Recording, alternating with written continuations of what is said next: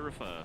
And also the green skin drawn here gives Faeli, I think, some pretty comfort with insurance as well. You know, if True Silver Champion comes down here, you get to green skin and clear off the next minion your opponent has as well. Like BunnyHoppor now, I think has very little counterplay to this situation, and it's about that mark again where the turnaround happens. So I think the Wind Fury Harpy actually is not the worst draw in the world here, because I don't think Corpse Taker having Wind Fury Not is a big impact. It's not really the impactful part of that card, right?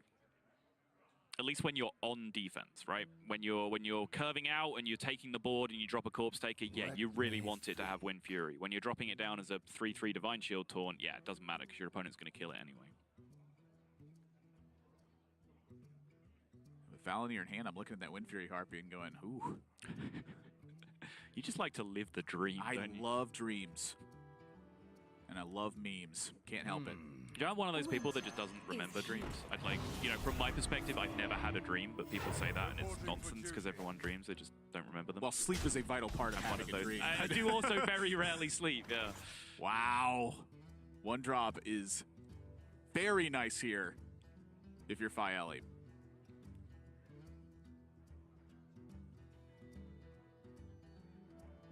Is it Snap Valspine though? Well, do you want to kill a 3/3 Divine Shield Lifesteal Taunt, or do you not want to kill a 3/3 Divine Shield Lifesteal Taunt? Because I really want to take it down. I do, and as we've had this argument, I've talked myself out of it because I realized on the following turn now we can just re-dagger in green skin anyway. But just for a second there, I was just thinking, well, I don't want to use up my final dagger charge here when I have green skin in hand and Myra's in hand, and that's a lot of mana being choked up. But the following turn, his turn plays out very nicely anyway. And this is where BunnyHoppor, I think, is going to struggle. Valinir, as a defensive measure, is just not very strong. Nope. Tempo has been fully seized from Faeli, and it's punish time. It's all about that turn where he just dropped the Void Ripper instead of daggering up. Two opportunities to use Void Ripper too, and I think that, you know, Faeli, I think, was very easily thinking about flipping into a 2/5 and just saw a different line of play. If my opponent does this Wild Pyromancer play, I get to use this Void Ripper instead to just fight for tempo, and that tempo worked out beautifully. Yeah, and I think the line he took has worked out significantly better for him as well. That's not always an indicator that the play is correct on average, but in this case... This is disgusting. Yeah?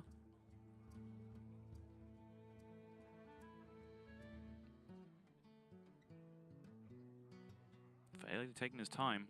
I think that he has, you know, pretty much fallen onto Greenskin, the dagger.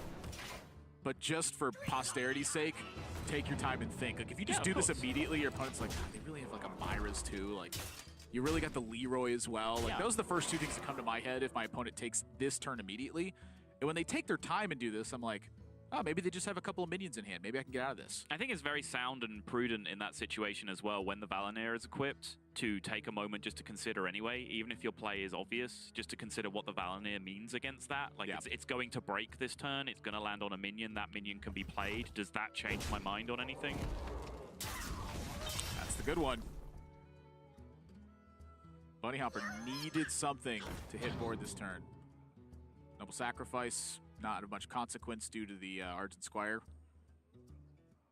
And I think that's pretty close to it. It looks like 1 damage off for Faeli next turn unless he picks up some damage. Yep.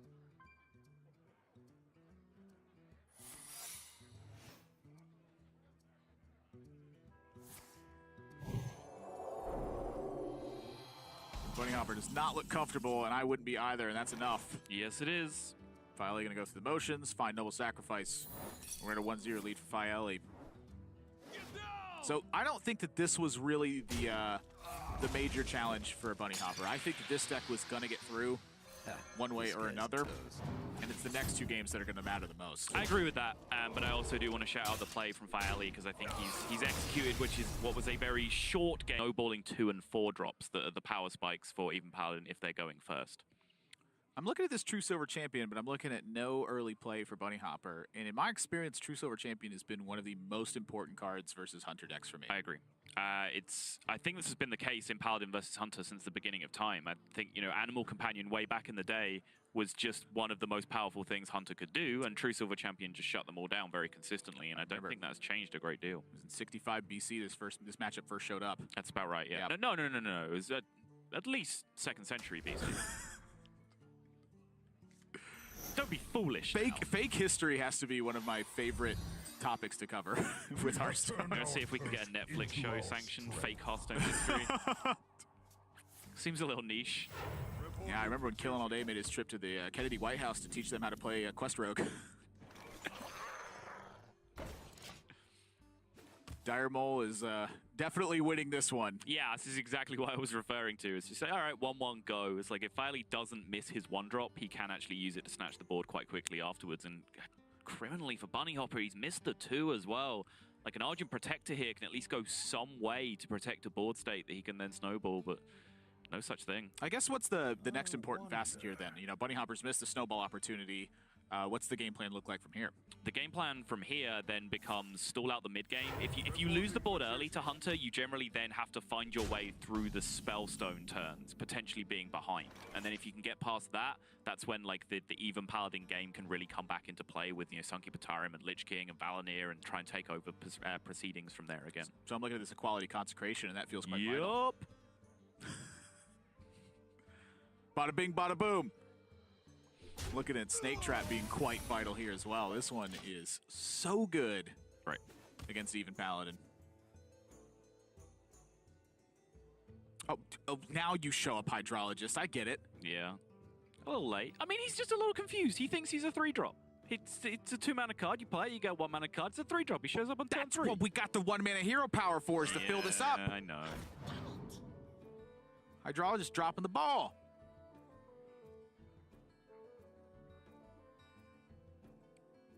BunnyHoppor chooses to go with this Hydrologist first here as well. So this is either a nod to no attack or a tremendous amount of respect for Faeli, saying there is no way you're going to play Explosive Trap right here. Yeah, I don't think he's ever attacking in that position. I think every attack goes badly for you, right? Or has potential to go badly. Is the only one that doesn't really. Yeah, and he has enough respect for Faeli to know he's not playing Freezing Trap there against a 1-1. Like, if you attack face and it's a Wandering Monster, then that's terrible for you because your 1-1 is not killing almost every Wandering Monster outcome in the game. If it's Venom Strike or Snake Trap and you try and trade, not only is it a terrible trade for you to make because it's a reverse value trade, Frosty would be feeling nauseous at the mere thought of it, but you're also spawning an extra board for the opponent, so I think... Reverse value trade. you just chump your own minion into something, you just... Now it's dead now. Yeah. But, you know, I'm okay with this. It's a TV. It rots your brain. Reverse value trade. At least I now know how to justify all the incredible plays that I make. Reverse value trade. It was just a reverse good play? Yeah.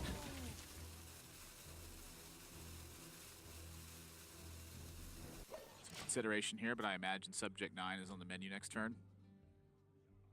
And BunnyHoppor now with some starting to hit that bread and butter spot of even Paladin, where you're like, okay, I haven't lost the game, and we have multiple good options at this point. Yeah, he's actually got to push back a lot sooner than I initially outlined because Faeli has not had an explosive follow-up to his initial opening. He just had to play a secret, which has, up until this point, gone unactivated. And then, yeah, he got a Huffer afterwards, but, you know, it hasn't run away with the game, and there's no immediate Spellstone follow-up coming either. So BunnyHoppor has an opportunity to come back into this game a little bit quicker than he might have been expecting. True Silver not looking so good anymore, though.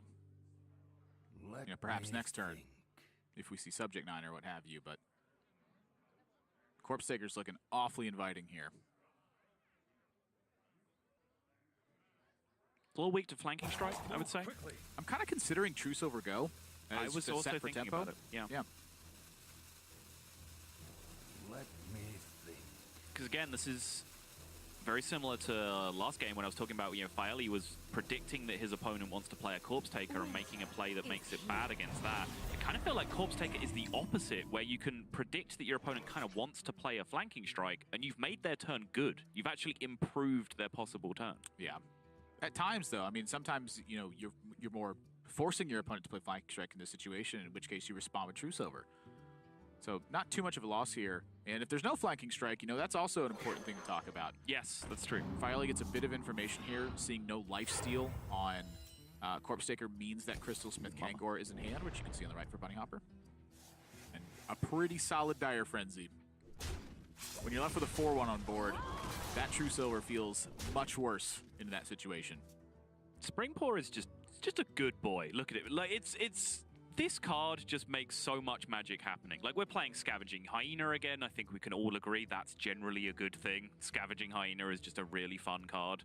It's making Dire Frenzy magic happen. Go on. You know, depending on who you are with Scavenging Hyena, like typically when you are the opponent of it, not so much fun's being had. If your opponent makes a 16 attack Wind Fury Scavenging Hyena, misses lethal, and then gets it again the next game and still wins, well, that's very disappointing for you. I will concur. The first half was fun. Yeah. I'm like, woo! They didn't kill me! It is a good card, though. That's one of my favorite things about Hearthstone is the small board objective challenges where you play a minion, and if your opponent doesn't deal with it, you get an opportunity to make something big happen. Yes. Those are my favorite kinds of cards in Hearthstone. I hear you talk about that all the time. Like, you're really into like those signaling flags where if your opponent couldn't do something, you punish them so hard for it because it's a sign of weakness. Yes. You just smell blood and you just pounce. No weakness allowed. Mm-hmm. Unacceptable. I'll tell you what's looking pretty acceptable here, though, is a true silver champion and start to set up for some Tarim turns. I mean, this was exactly what you were describing in the early game.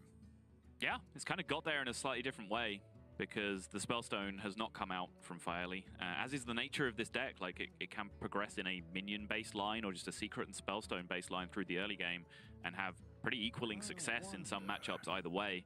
But it has still played out where BunnyHoppor has just had to play damage control for the time being and has done it very well. Definitely has not let the game spiral out of control. And now some of these bigger mid-rangey threats from the Even Paladin are starting to come into play. It just feels so good. I love this card. True Silver Champion? Yes. Really? I remember way back in the day when mid-range Paladin was all the rage. Sorry, I was playing Captain Greenskin in it just to get like a third charge of True Silver Champions. Because the way it would line up back then is like you would play it and yeah, you'd kill their 3-drop or 4-drop. But then the second charge would often have to go into like a Sludge Belcher or a Lotheb because those were the cards that were all the rage back then. I was like, I don't like this. I'd like it to have 5 attack. Wait, I can do that! A card exists in the game that will make that happen. That I can imagine that being extremely satisfying. Like they snap Lotheb you, and then you're like, by the way, the True Silver's still here, and you're like, ah! Yeah. When they Lotheb'd you on 5, you won the game. Yeah. It was that good. The Sludge Belcher was mediocre, but the Lotheb murder, oh.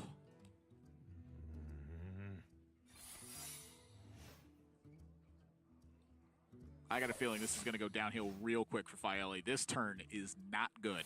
Nope. There isn't even a Spellstone in hand to be paying this off in the long term either. Take a look at BunnyHoppor's road to get here.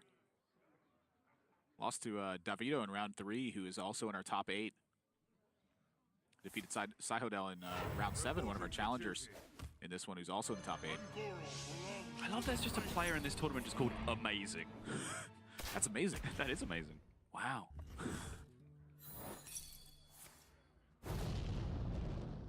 This is right where that amazing emote happens too for my rogue opponents. Like, like I have the Tarim and they're like, amazing. I'm like, yeah, real amazing. I had a card. It's incredible, isn't it?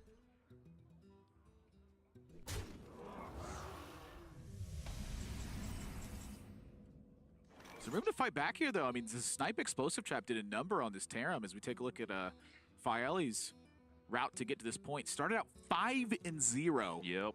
Dropped the last 2 rounds to Marwan and Viper, who are also in the top 8 here as well. But huge names on that list as well. Well, like, it's on the Europe way. playoffs, any way you slice it. But I mean, even by those, Huttle, Renman, AA, all of these championship competitors, Davido, who we're seeing in this top 8 as well.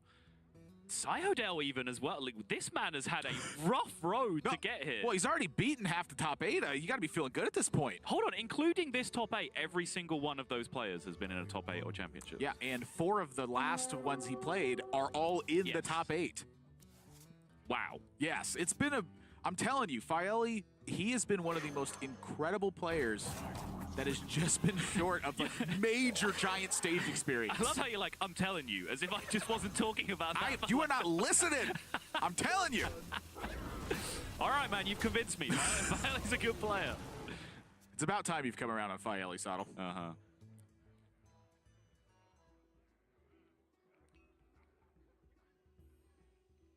So the Scavenging Hyena counterpunch has made something happen, but it's not really a big ask for BunnyHoppor to be able to deal with this situation.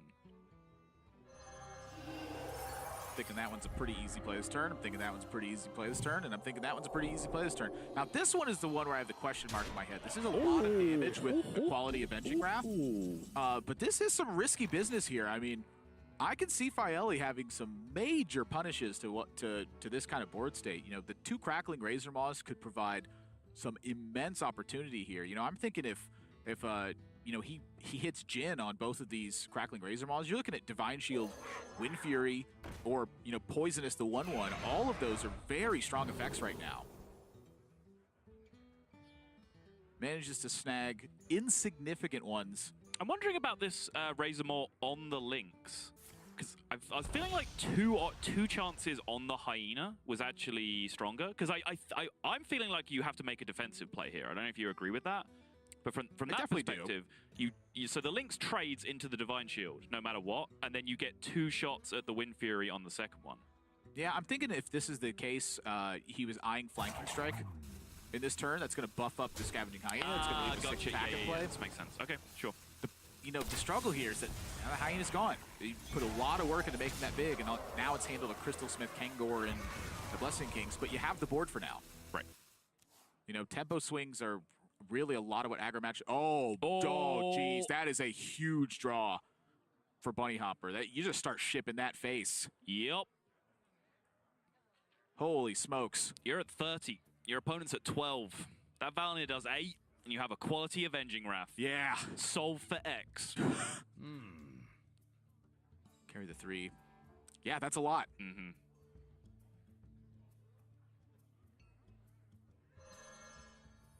Face. I got 3 minions on board. I got 14. Yeah, I guess I'll hit him. Picture for a moment here instead that Faeli's at 30 and Valinor deals 10 damage. That's like what that feels like in Faeli's spot. But Deathstalker Rexar now. A bit of healing. Plus the Build-A-Beast in the situation. Plus it's got Wandering Monster for defense here. Stuff's happening. That is a fair bit of stall, yeah.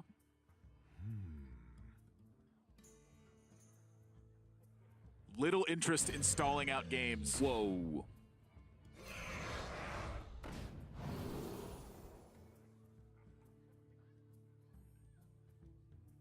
I am actually really liking this the more I take a gander at it, where Faeli is presenting now a massive counter swing potential on the BunnyHoppor, and at the same time, the Wandering Monster is going to protect him from the damage that Valinor is going to push through. So now BunnyHoppor has 2 challenges in front of him, which is number 1, continue an assault, and then number 2, fend off an assault. It's very important he follows through. If he goes to follow through, there's Deathstalker Rexar to make something happen.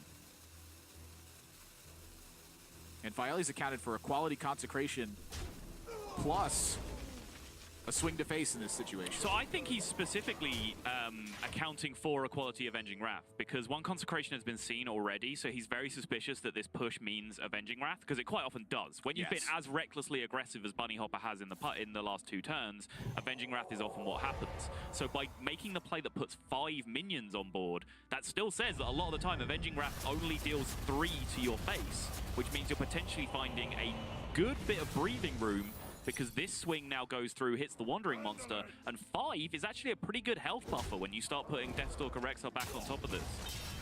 I'm going to give a shout to anyone who could figure out the lethal percentage that BunnyHoppor had that turn.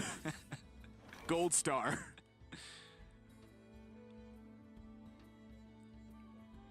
Yeah, but Faeli now is going to dig deep and consider what 2 damage from this hero power means.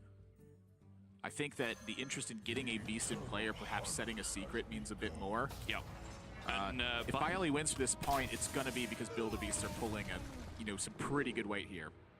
Sorry to interrupt, but Bunny just, as that Deathstalker Rexar came down, you saw him lean back and go. Essentially, his body language said, all right, we've got a game again. I have to focus up. Took a sip of his water, leant back in. The big one to me is the Silverhand Recruit, Gen Greymane, plus the hero power into a Spike Ridge Steed. By the way, the 1/1 is not really a 1/1 right now. It's a 5/3. And when it dies, you get a weapon. Yep.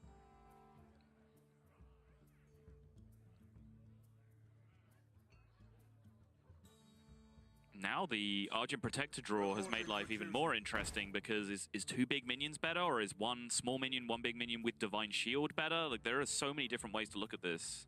Well, I think that bigger tends to be better. I agree, but how big in that analogy is a Divine Shield? Well, in my opinion, just the chunkier the minion, the better it is right now. You just want some chunk boys. Yes. This kill command servicing pretty well as well. Some murky waters for Faeli right now. Is that a big spring pull? Or It's a big spring pull. Okay. He's Dire Frenzied back into the deck. Of course, it buffs up the beast +3/+3. Yep. Shuffles 3 There you copies go. in. Thank you, spectator. Confirmation for those of you at home. That is a 4/4 spring pull, which can do some real work here against the board state. Especially in combination with that kill command. Yeah, the problem that Faeli has to balance here is, you know, mana expenditure with Build-A-Beast. Cave Hydra is an option. Crackling Razor Maw is an option. That's tough. I'm going with the Cave Hydra in this position personally, because I think that Lifesteal Cave Hydra is a very easy way to climb back into this game and just run away with a lead. I'll be curious to see what he took. He opted for the mana option in this situation. He was offered Poison Rush as the follow-up, so he had lent towards the Cave Hydra. This is interesting too. Does this Доброго времени. now, does this represent anything different than Venom Strike Trap? Faeli's clearly paid a lot of attention to isolating the board position. Does this represent anything different? We've seen Wandering Monster. We've seen Freezing Trap. That means Explosive, Snake Trap, and Venom Strike are the 3 left. And I think BunnyHoppor has that figured out and is just once again going to continue this assault. Yeah. Your magic shall not save you. Oh boy. I think Explosive Trap bothers him 1 iota in this spot, so he's just going to bypass the idea of any minion base boy. trap and just giddy up. Yep, I love it. Oh! Wandering, Uh-huh, Venom Strike. uh-huh. Which is still equipped. Oh, it doesn't recast that one, yeah. Yep. What else has been played? Dire Frenzy's been played. Yep. A Master's Call has been played. Yep. A Flanking Strike, or was that last game? Flanking Strike was this game. Yeah, he used it on the Glass Knight clear turn, yeah. It's not a great deal of help. No Animal Companion.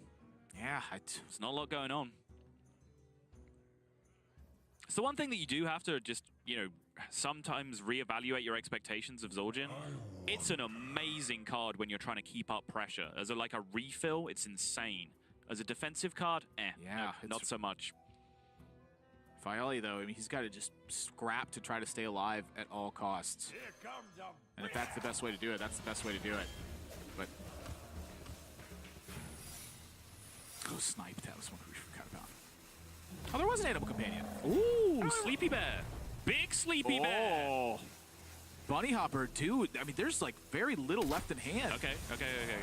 That makes no difference at the moment, I think. Oh, it does because of the 4/3. Yep. But there's the Freezing Trap as well. I don't know. I think this Zul'jin might have been enough. This is a ton of stuff. That's something that I failed to consider as well. Oh my god! As soon as the Dire Frenzy landed on the Misha, then there's, of course, all of these 7/7 taunts that get shuffled into the deck. It's not just the immediacy of that first 7/7 taunt. He's now got consistent defensive gas coming out of his deck as well. This game is just completely changed. All right, let me fix my face. Zul'jin's just great in every situation. Wait, you told me it wasn't a very good defensive card. Usually it doesn't go that well, all right? You don't always summon a taunt and then put your 1 buff on it and then shuffle more of those buffed taunts into your deck. And then draw them. Yeah, that doesn't always happen. Okay. So Other sequences of events are possible. So what you're saying is Zul'jin, he got the order right this time. He did, yeah. Okay. But there's a lot of poisonous here that's going on. So I think that BunnyHoppor, you know, really the size of the minions, I think, really gets downplayed in a situation like this, where poisonous is threatening to take it out no matter what. That starts becoming a priority attack at that point. Unless, of course, you want to silence it. So now Wandering Monster and Explosive are the 2 remaining traps. And your opponent now has a huge board, and you're actually down at 19, which is not a huge amount of health to be playing with. The Wandering Monster can't activate! Nope.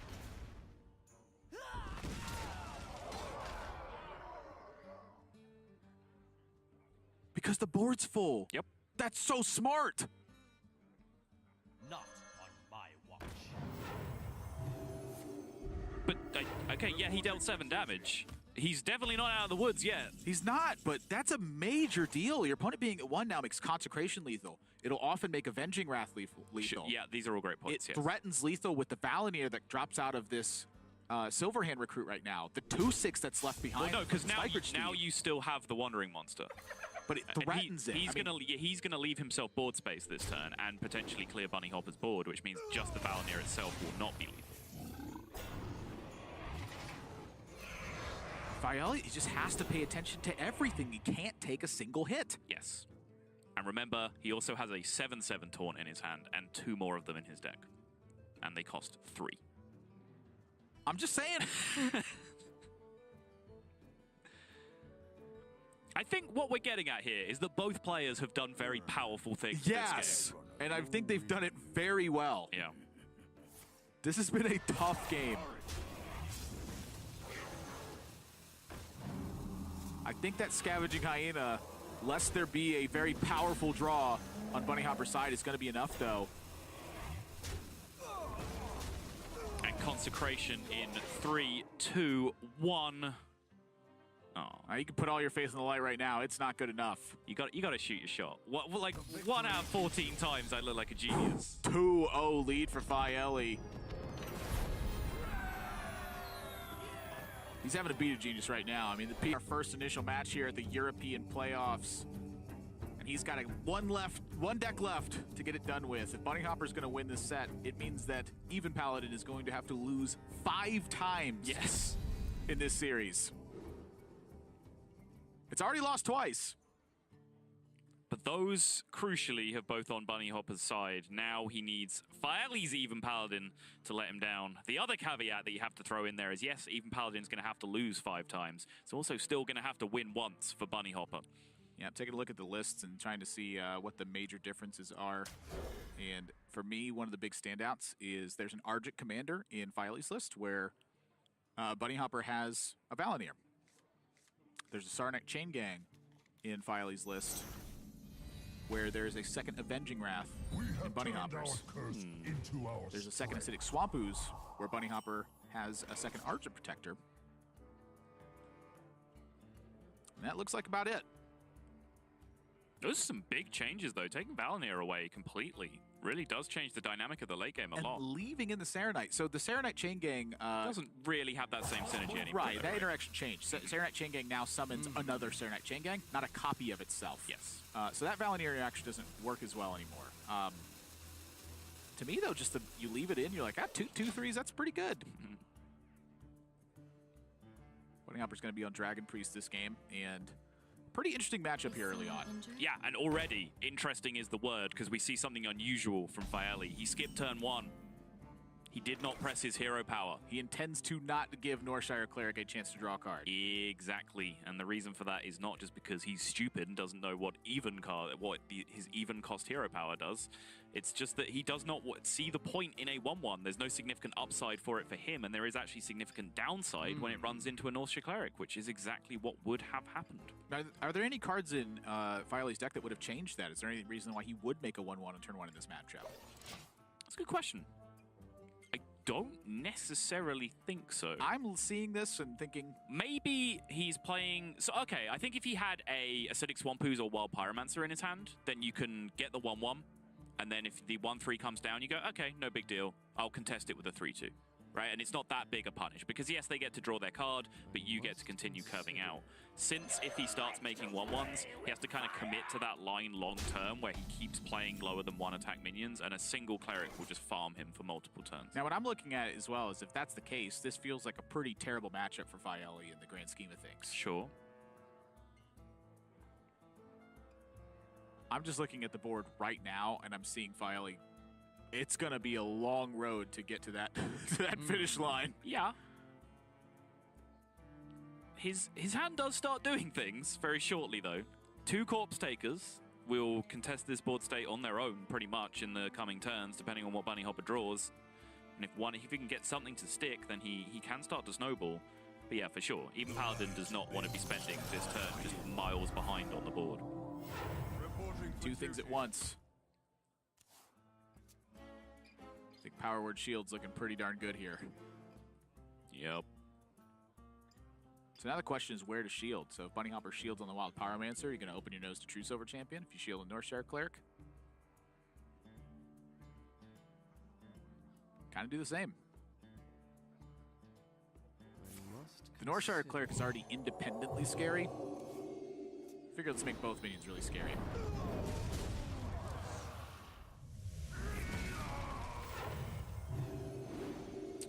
Yeah, that's a yikes. This is really tough. Yep. All right, next game. So I've seen enough. Good Lord, this is gonna be hard. I don't see Faeli really getting a lead here for quite some time. Yeah, it's gonna take some solid draws turn after turn. There was a savage opener from Bunny for sure. By the way, Coin's still there. By the way, Twilight Drake's there. By the way, Duskbreaker's there. By the way, if you draw a weapon, I have an ooze. By the way, I have a Psychic Scream. By the way, I'm still drawing cards. By the way, Shadow Visions into Divine Hymn is an option at any point from now on. By the way. Winter is here.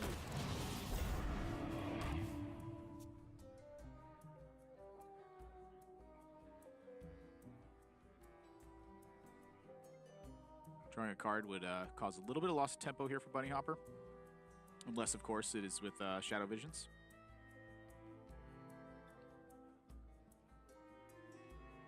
Yeah, I don't think we'll be seeing Hero Power draw a card this turn. Doesn't really make too much sense to me. I do think this is better because you end up popping the Divine Shield very cleanly. Oh boy. Yep. I'm actually not even convinced that it's Divine Hymn at this measure. I think it is because it draws 2 cards, but I could see some total reasonability with leaving the Northshire Cleric at 1/1, healing the Wild Pyromancer, trading off, picking up your card, and you have Shadow Rebrand to win. Your opponent doesn't have any lifesteal anymore. Mind Blast with this strong of a hand, just start working towards the closing point of the game. Quickly. I think the Divine Hymn is stronger because, well, look at it, but I'm not even convinced he has to use it this turn. Yeah, now that I look at it, heal with Hero Power, yeah, this just ends up being strong because you can't cast Divine Hymn and keep your Wild Pyromancer alive and on board, whereas healing with Hero Power this turn does allow this double value trade to allow you to just do the same thing next turn. Yes, it's punished by this Consecration. I think when I started that turn saying that I didn't think we'd be seeing Hero Power heal, I misspoke. It just created a far better trading situation. Oh my gosh, BunnyHoppor's hand is so strong. He doesn't even have to deal damage anymore. He can just focus solely on containing board pressure and go into Shadow Rebrand to win Alexstrasza. Yep.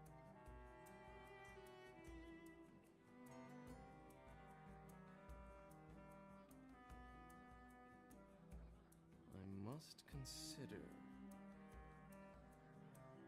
Some breathing room for Faeli, though. Or is there? BunnyHoppor says, nope, you're not going to get any breathing room. No Spike Ridge Steeds. You're going to need 7 mana before that happens.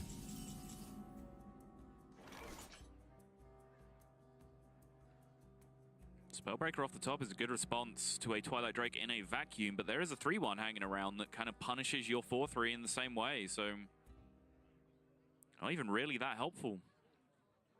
Just tough turns all around. I wonder. I think this is smart of BunnyHoppor last turn. I actually was not really looking much at the coin Twilight Drake. And the more that I look at it, it makes so much sense because it often forces a turn like this from Faeli, where if he's going to make something happen, again, Spellbreaker's not a strong turn. True Silver is really just about the only thing that actually fights tempo in this spot, and you have an Ooze to punish this right away. I'm not even sure Ooze needs to be used in this situation. You have a second Twilight Drake, and then you can roll into the Ooze plus the Scale Worm after that. BunnyHoppor's just in an enormous lead in this spot. Drake number 2 is definitely massively appealing here. I think as BunnyHoppor, you'll see the second Drake and go, well, if my opponent doesn't have Spellbreaker, then he doesn't swing his True Silver next turn. And then I get to do the Ooze Scale Worm play on the follow-up. Yeah. I think if you're making this play, I think you are respecting the possibility of things like Spike Ridge Seed and Spellbreaker just giving you a little bit of impact. That's why he trades, and that's why he immediately oozes away the True Silver Champion. This does still give you 7 attack on board as well, so in a Hero Power Spike Ridge Seed situation, you get to take out the front half of it. Does have Scale Worm coming in behind that as well, if he needs it. I think it's tough to slice away turns where BunnyHoppor looks like he's coming out negative for quite a while. That's usually where you find yourself in, I think the technical term is an immense amount of trouble.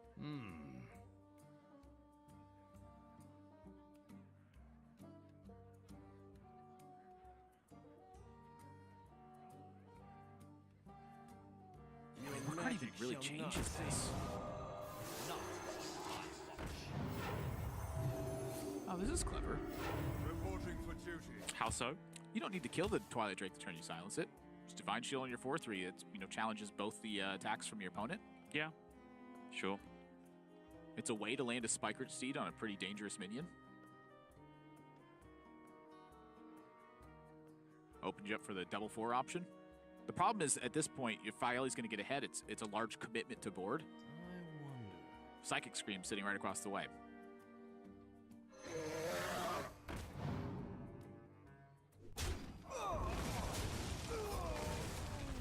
Oh, well, this is at least the first turn for Faeli where it's felt like he's had some options now. He's succeeded finally in getting a minion stuck on the board in a decent spot to now leverage that. Yes, as you mentioned, BunnyHoppor now has many, many answers to what Faeli has needed to do, because just by nature of how good his opening was, he drew a ton of cards and he did not have to react anything to anything his opponent was doing because he's been ahead the whole time. You wouldn't think it'd be this hard to just get a minion in play. Oh, it's tough. I talk so much about going face when players have minions in play. It's because when this kind of thing happens, you just never get to go face and you're dying turn after turn. Yeah. To Northrend. Take advantage of it when you get the chance. Reporting for duty.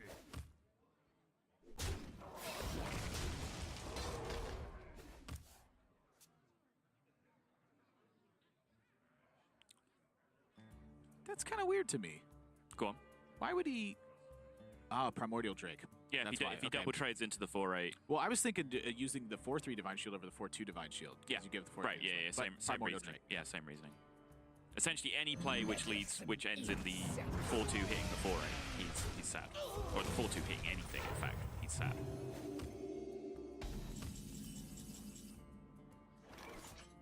Looking at the big draws in Faeli's deck, Lich King, Tyrion. End of list. Tarim is okay. Yeah. But any way you slice this, BunnyHoppor's got an answer. Just such a dominant opening. Let me think.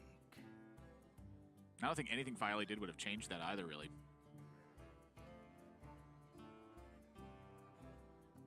That's just what happens when you get Cleric into Pyro against a deck that can't really go faster than that. Even Paladin doesn't explode out of the gates. It is just a 1/1 on turn 1 every single game. And if you get a Cleric down to contest that, it's very, very easy to stay on top of them. Coin Power Word Shield, by the way. Yeah. Tough matchup. There's so much, the way that BunnyHoppor's ideal draws line up versus Faeli's ideal draws, to me, is really what a big piece of that is as well. Reporting for duty. When they line up well for BunnyHoppor, they are dominant. When they line up well for Faeli, it's typically a little ahead.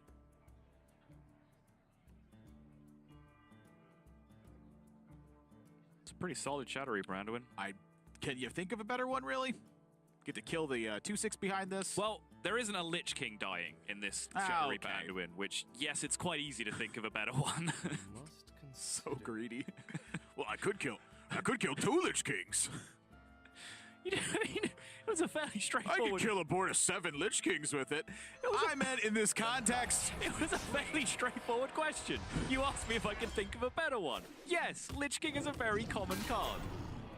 God, can you think of anything better than winning the lottery? Winning the lottery twice.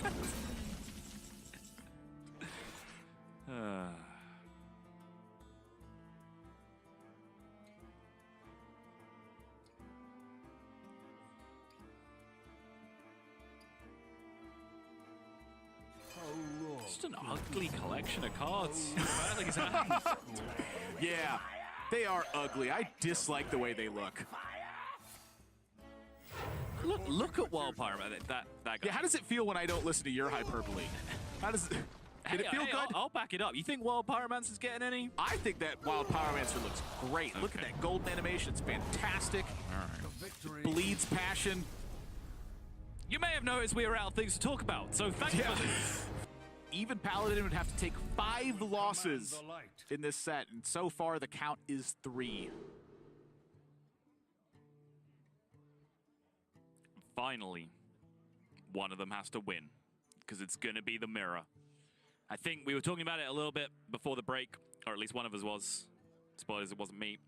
Even Warlock versus Even Paladin is, for me, the big break point, because I think BunnyHoppor, maybe with his list, actually still has a little bit of an edge in this matchup, just because it quite often comes down to like quite grindy and value-based in the mid-game, and that Valenier is really just a hell of a card to get going if it doesn't get Spellbreakered away. Indeed it is, but, you know, 2 Acidic Swampus on Faeli's side makes great work of tempo from, you know, True Silver Champion, how it provides. Also, the Sarnite Chain Gang fights really well for board early on. That's true. You know, a couple key cards that really make a big difference. For me, though, I think one of the biggest deals is Attacker's Initiative in this one. I think the first player who gets that first very valuable trade is going to be able to dictate the pace quite a bit. Double Genjamins to kick us off. Yes, Genjamin Granklin, Yeah. one of the well-known Reporting for duty. early advocates. The founding fathers of even numbers.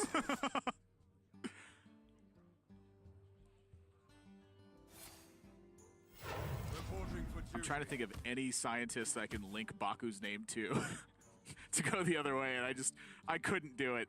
I wanted you to know where my train of thought was, though. I felt that was really, you know, personally important. Okay. Acknowledged. Thank you, finally. Somebody. Pretty interesting decision point here. You think? Let me I think so. You know, with no immediate card to play next turn, BunnyHoppor has the option to just make a 1/1 and solidify himself a nice 3-mana play on the following turn. Yes. You know, float 1 mana this turn or float 2 mana next turn. Now, the times that BunnyHoppor's sad about this is when he picks up another 2-cost card. Right. How often does that happen with his deck? He has 2 Hydrologists and he has that 1 Acidic Swampus. He has another Argent Protector and he has a Kangor to draw in terms of proactive things to play. 2 Pyromancers. Oh, sorry, yeah, 2 Pyromancers as well. So Quite often. yeah, around the 1 in 3 mark. But when you whiff, you're pretty happy about it. Yeah. The other thing, too, is the inflection point of minions. You know, 2 minions on last turn and then going to a third one this turn. A lot different because you'd be trading one of them off very often. Or trading into one. You know, this way you end up with a 2/2 Argent Protector and you end up with 2 1/1s in play. Or a 1/1 Divine Shield with a 2/2.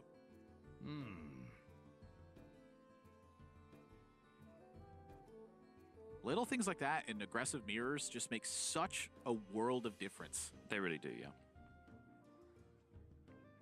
It's like, I feel like the concepts involved in aggressive mirrors are far simpler than the concepts involved in like control mirrors or combo mirrors, but the execution of them, because top level players understand all of the concepts to such a high level that to compete with them, your actual execution of those concepts has to exist on such an insane level that aggro mirrors just become very, very interesting at the top level. It's just so many iterations as well. Yes. Like one small difference in a 1/1 is a completely different game. You know, if we're looking at 2/2 and 2 1/1s in this situation instead,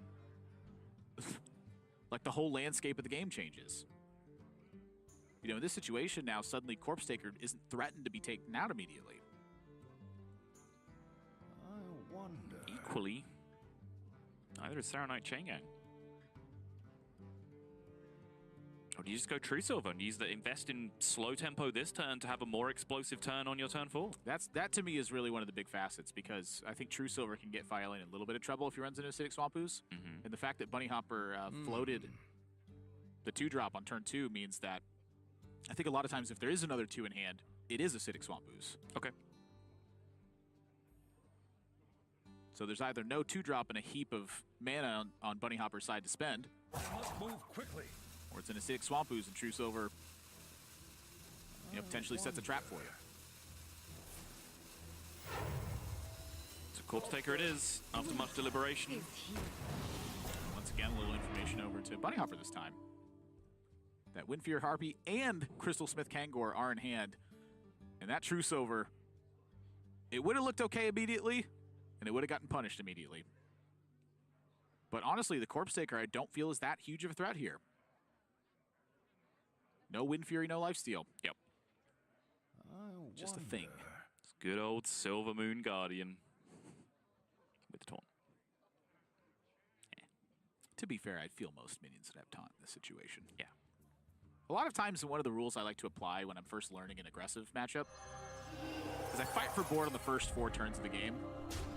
And then if I'm winning the board, I start dealing damage, and if I'm losing the board, well, keep fighting.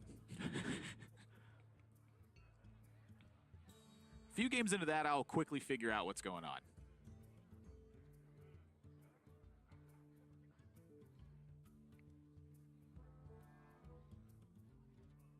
I wonder.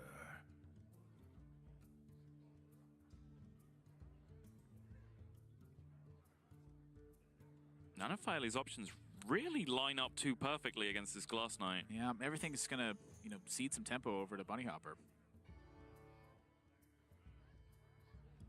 I wonder. Sarnak Chain Gang's about the only one that doesn't lose you your entire board, but you're left with a standoff of a 2-3 versus a 4-3. Yep. Plus whatever BunnyHoppor adds behind that. Which right now is not much. And also just a 3-3 versus a Divine Shield that challenges it even after you value trade. I must move quickly. That's not a good looking turn. I think it's the best one he's got, though. Yeah. Now, if True Silver would have been drawn there, that would have been the ugly situation, I think. However, this turn, I mean, Faeli's going to get away with this one pretty scot-free. I mean, there's not really much for BunnyHoppor to do here. Right. At this point for BunnyHoppor, given how stacked his hand is, I don't know if Acidic Swamp Ooze is going to be able to even be played anytime soon. I'm thinking about that gets added to board in this situation. Yeah, I was debating raising this point when you were talking about earlier about the hand read of how, because turn 2 was passed, then, maybe Acidic Swamp Ooze is in hand. I was debating getting into the conversation of whether if that you would have just played it on turn 2 if you had it as a 3-2, because it's just great board presence at the time. Yeah, I mean, the purpose of Acidic Swamp Ooze in this deck is much more against against Odd Rogue, and against things like Skull the Minari, or what have you. Much less about, like, fighting off a weapon on turn 5. Yeah, in the end, BunnyHoppor just recognizes he can't cede this much board tempo. Throws out the Acidic Swamp Ooze, and Faeli has definitely held off on a couple of very possible True Silver turns in the last 2 turns. I mean, once that one happens, though, you have a chance to get back into this. I mean, right now, 2-2 straight and straight up. True Silver's threatening some advantage. You have Spellbreaker Mystique hits. Reporting for duty. I think we got ourselves a good old-fashioned endgame battle coming up. BunnyHoppor with Lich King in hand is looking a little better equipped to fight that late game battle right now.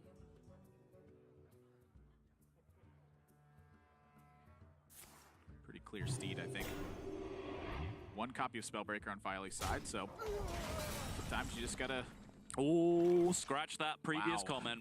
Yeah, sometimes you just gotta... I was about to say you just gotta pay the Pied Piper as far as the Spellbreakers are concerned. There's not really a strong way to play around that card. It's to have the board. It's not really... Well, I'll just take the board. It's not really much of a decision you make. You just wake up one day, have a revelation. It's why I've just realized why I've been losing so many games of Hearthstone. From this day forward, I will take the board. God, why didn't I think of that sooner? It's your New Year's resolution. And take the board, man 44 is the new world champion. Let me think. Raven's on stage. What was your inspiration for taking the board? I just woke up one day and decided I was going to do it. And there you have it. Magic shall not save. You vanquished your opposing finalist. Just go face man, 33. What are we talking about? We're talking about taking the board. Ah, that's Some right. good old-fashioned games of Hearthstone. Yeah. And look at that. Take the board, man. Card choices are what help you do that. Very true. Crucially now, even though Faeli did draw the Lich King to match BunnyHoppor's. BunnyHoppor, if he can get in control of the board again, will have the initiative to play the first Lich King, because, as you mentioned right back at the start, attacker's initiative is a very real thing. Oh, no. But that's too many face no. hits. We don't like any of those face hits if you're a BunnyHoppor fan. Oh, boy. That got bad real quick. Yeah, and it might get a lot worse. I mean, I'm looking at a Wind Fury Harpy here in clear skies after Faeli makes his trade. Yep. This is bad news for BunnyHoppor. He does have a Lich King to stand in the way, but it's contested, and Yeah. that makes all the difference. Because your Lich King going first is no good if your opponent just gets to trade into it, play their own Lich King, and then their Lich King is uncontested. yeah, The that's... first Lich King is the first Lich King that sticks to the board. Yes. And, you know, with Equality and Consecration in hand, I think BunnyHoppor does have a reprieve from that. But then who gets the first Lich King? Well, I mean, Tyrion's not too bad either. Whew, these hands are getting good. Yep. I'm getting excited. Big old minion battles.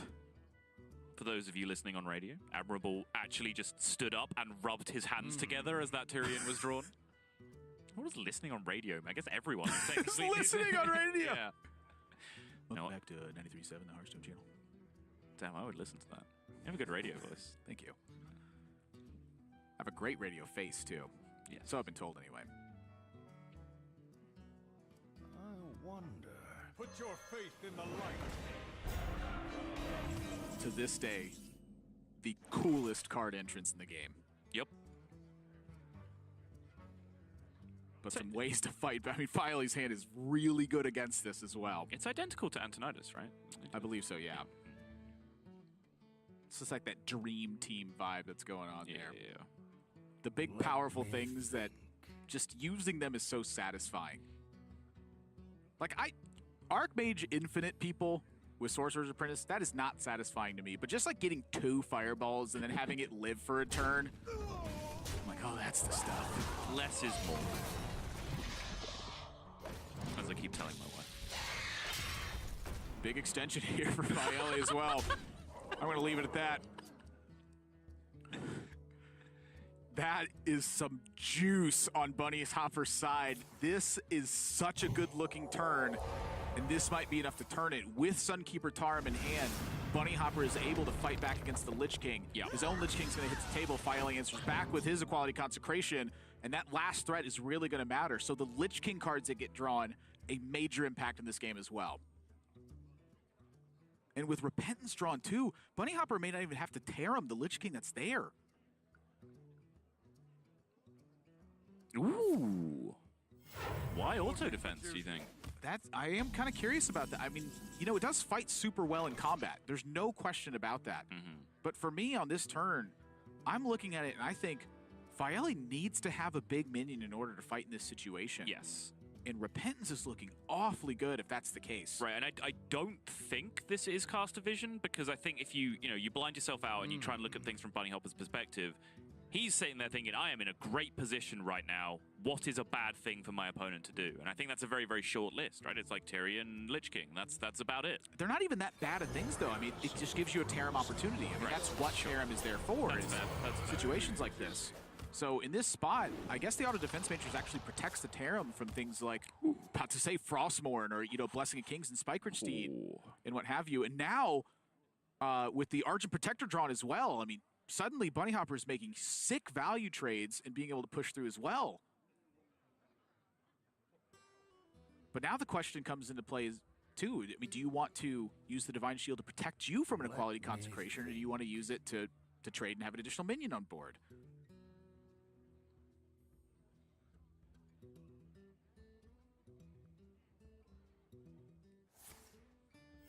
Reporting for duty. Faeli will be seeing Sunkeeper Tarim in his nightmares right now. And I think that hero power coming down first tells him a lot about what is going about to happen. You saw it in his eyes, and now a little shake of the head. I think he's just waiting, expecting the inevitable. BunnyHoppor's just being a tease. I wonder. He's refusing to play ball. He's debating the Divine Shield before or after. Yeah. Now This is really interesting to What? me. So auto defense matrix plus that. So this protects him from the equality consecration. So he's saying you can't have equality consecration and a secret here. And the secret also represents a bluff in that circumstance as well. Because why on earth would this be auto defense matrix from Faeli's side? Right. Why on earth would it ever be auto defense matrix here? And if it has divine shield, can the auto defense matrix even activate? I believe it does activate, but obviously not a great deal happens. Right. To me, it's like the curiosity of you have your board full, and you have a secret that summons a minion. It doesn't activate. If your minion already has divine shield, would auto defense matrix be like, put divine shield, of course. I actually don't know. That's a situation I have yet to encounter. Mostly because when my minion has divine shield and it's going to get attacked, I just don't play auto defense matrix. Right. Yeah.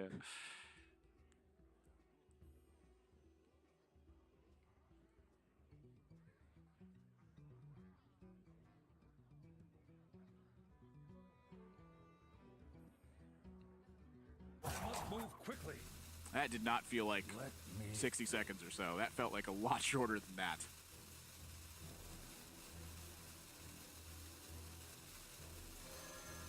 Oh boy. Well, we're about to find out.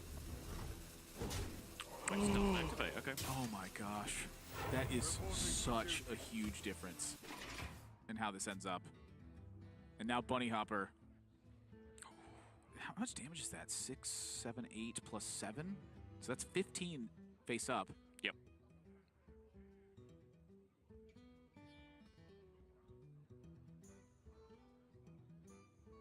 Wow, that auto defense matrix.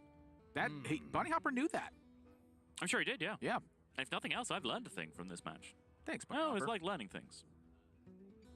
I didn't expect a PhD to be able to teach me anything. No. What a weird and wacky world we live in. Yep. Thanks, BunnyHoppor. Ooh, it's going to extend with the Lich King on top of this, though.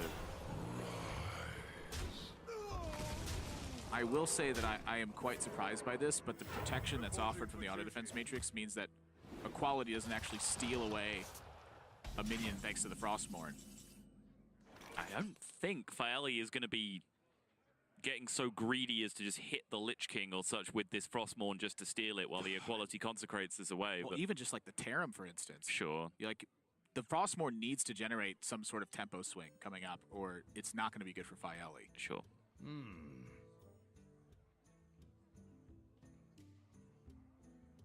How bamboozled is Faeli, though? That's the question. How well does he know the auto defense matrix interaction? He's going for Tarim. So agrees with the life total. And kind of shake the head. Like, yeah, you know, it's going to be that sometimes. Yeah. Because this also gives him information, right, that it wasn't redemption when he sees that happen, Yeah. which I think, you know, is still something that would have been in his head as he was going through the various iterations on the previous turn. For duty. So I think that's a worthwhile attack to make, just to get some information about what's going to happen. Like, as mentioned, if it does work, then the upside is that you're getting a 3-7 taunt in a couple of turns. BunnyHoppor have enough to just make the push here. I'm thinking Consecration, Wind Fury Harpy. Opponent's at 10, Wind Fury Harpy hits the table if they hit that with Frostmourne, but then you don't have a way to push the Avenging Wrath.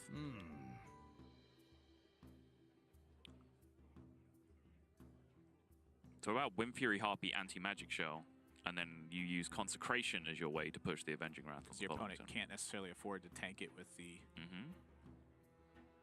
Frostmourne's in play. The thing I'm looking at now is that I think Faeli actually might have an advantage in this spot given the Argent Commander Blessing of Kings. I mean, that is... I've been hesitating to mention that because all of these wonderful plans that we're coming up with get absolutely destroyed by specifically Argent Commander Blessing of Kings. But when your opponent has 2 cards in hand, you are not playing around Argent Commander Blessing of Kings. It's not realistic, nor is it correct, nor should you. I think you have some mechanism for accounting for it, but like, you're not thinking to yourself, I'm going to actively play around that. It's just like it's something occurs in your head where you're like, wow, if that happens, I'm in trouble. So, you know, is there any way I get out of that? The bigger thing to account for is face up, the Frostmourne. Yes. And now I think here, Faeli is offered the ability to take this slow and make a strong push with it. I'm thinking even just Gen Greymane this turn would be fine. I mean, Argent Commander Blessing of Kings go face, sets up lethal. Certainly does. Gen Greymane hit face does too. You have Argent Commander Blessing of Kings coming out behind that. That's still a 2-turn lethal setup. Yeah, don't even necessarily need to hit face. You just wait. With the Frostmon, yeah. Yeah. You don't have to do it this turn. You can do it next turn. It's totally fine. Open deck list. BunnyHoppor has 1 Acidic Swamp Ooze. It is currently down. I wonder. Any value in stripping away an attack from BunnyHoppor? Perhaps. I think the interesting part is that Argent Commander puts 7 health into play, including the Divine Shield, with Avenging Wrath in mind. Strips away the attack. Reporting for duty. It's kind of interesting. Just immediately steal a 1/1 from your opponent. That is one of the weakest Frostmorns I have ever seen in my life. Yeah, I mean, I think it's played a pretty important role this game, though. As a weapon, it's done great things. Yeah, I mean, It's it just- offset BunnyHoppor from playing a Wind Fury Harpy. Yeah, that's very true as well. Just as the Death Rattle effect is usually fairly powerful, generally if you have a Frostmourne equipped and you swing it 3 times, one of 2 things has happened. You have summoned a massive board or your opponent has exploded. Neither of those things is true quite yet for Faeli. What do you think about killing the 1/1, by the way, as opposed to either hitting face or holding it for face damage on a following turn? I think the reason I like it is because, you know, we're still clearly in a tempo battle here. And so if that's the case, your opponent having a Blessing of Kings or a Spike Ridge Steed plus something can be a big deal. You still don't know what the Lich King card from BunnyHoppor's side is.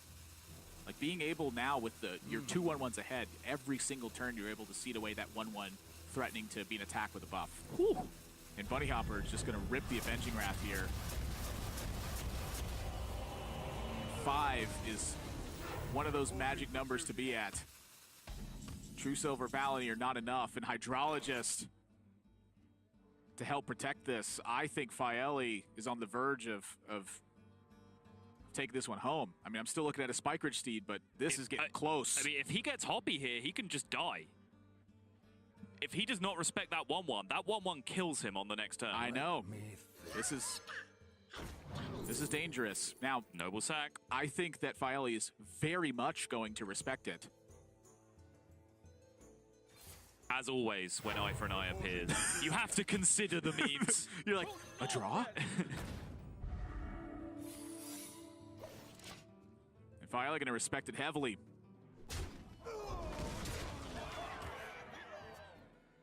Very timid play in the closing turns from a personal perspective from Faeli. Is Wild Pyromancer ever better here than the 1/1? Yeah, With the Spike Ridge Steed? I think so. It gives you the same amount of health is one of the issues. But it kills a 1/1. It does kill a 1/1. Also adds more attack, but I'm not sure that's relevant. Can you steed up the 1/1 and leave the 3/1 behind? It's a good option too.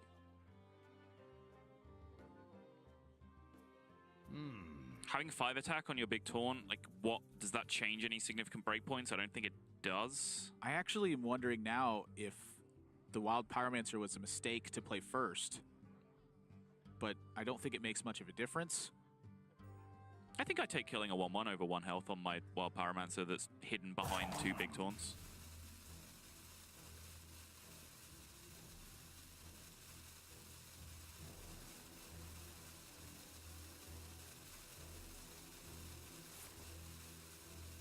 Got to, of course, consider as well that BunnyHoppor does not have the information that we have as to what this secret is. Reporting for duty. Again, Redemption could have gone off there for all he knew.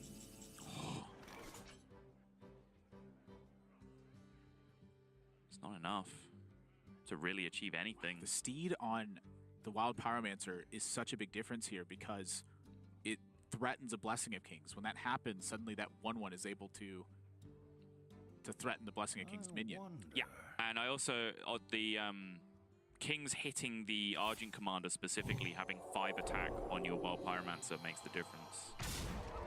This is still a massive turn. BunnyHoppor is in a lot of trouble. This is lethal damage. The cards in hand don't save him. Reporting for duty. He needs a big draw here to stay alive. Spellbreaker enough. That takes out 4 attack. That's not.